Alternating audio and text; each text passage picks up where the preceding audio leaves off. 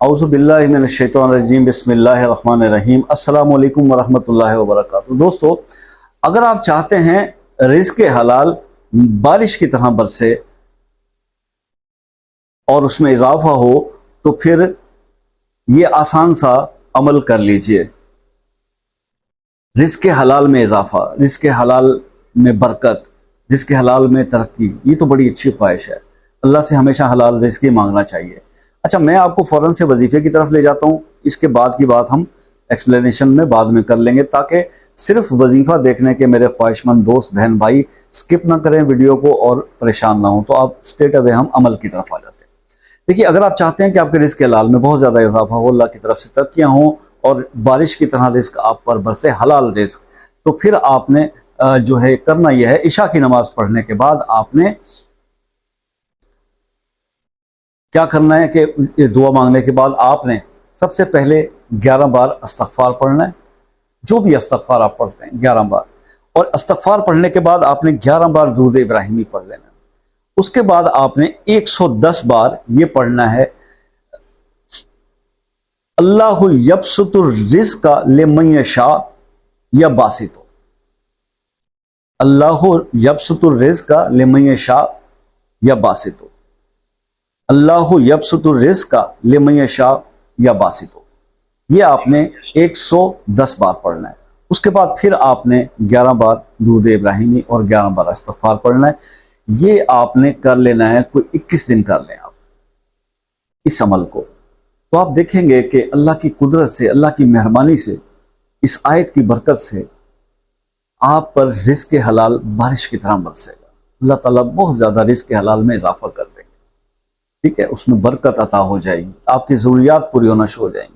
तो इसको कर लीजिएगा। ख़ुसूसी इजाज़त के लिए चैनल को सब्सक्राइब कर लीजिए, कमेंट लाइक शेयर कर दीजिए, और ख़ुसूसी दुआओं में अपना नाम शामिल करवाने के लिए अपना नाम और अपना मसला कमेंट में लिख दीजिए। अगर मसला प्राइवेटली डिस्कस करना है तो व्हाट्सएप नंबर ले लीजिए कमेंट्स में, और पर्सनली आपसे वो मसला आपका डिस्कस भी हो जाएगा, उसका हल भी बताया जाएगा। और अगर वो हल आपके करने का नहीं है तो आपको करके दिया जाएगा इंशाल्लाह। तो इसी तरह से अब हम बात कर लेते हैं थोड़ा रिज़्क़ हलाल के ऊपर। देखिए, किसी भी वजीफे की कबूलियत के लिए ना, ये चंद शराइत में से एक शर्त ये भी है कि इंसान रिज़्क़ हलाल के लिए हमेशा कोशिश करता हो, तो उसके जो भी वज़ाइफ होते हैं वो कबूल हो जाते हैं, ठीक है। नंबर एक। नंबर ये है कि नंबर दो, अब वजीफे की बात आ गई है, भाई वजीफा आपने बता दिया रिज़्क़, कोई रिज़्क़ के लिए या किसी भी मसले के लिए, तो वो जिक्र और वजीफा जो है वो इम्पैक्टफुल उसी वक्त होगा जब आप अपने जो आप पर एसेंशियल हैं, जो फ़र्ज़ हैं, वो आपके पूरे होंगे। और अगर फ़राइज़ में कोताही है, कमी है, तो तौबा कर लीजिए, अल्लाह ताला माफ़ करने वाले हैं। तो पहले इन चीज़ों को ज़रूर क्लियर किया कीजिए।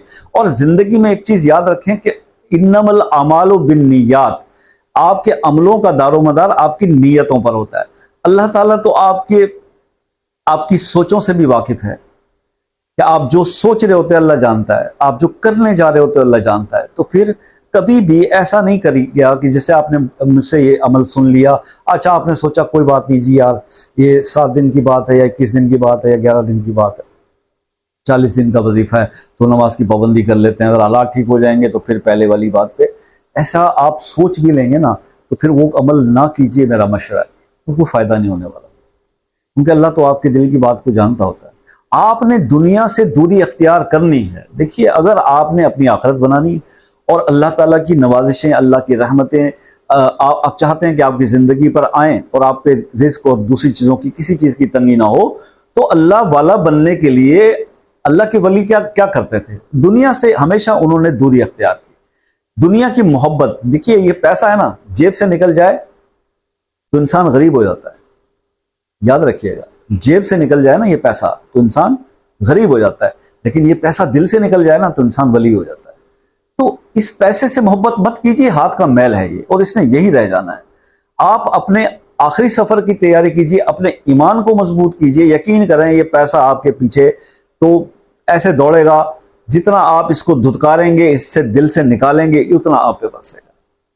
तो अल्लाह ताला तो फरमाता है कि मेरे दिए हुए माल में से खर्च करो, इसको जोड़ के मत रखो, तुम जितना खर्च करोगे मैं उतना ज्यादा तुम्हें दूंगा।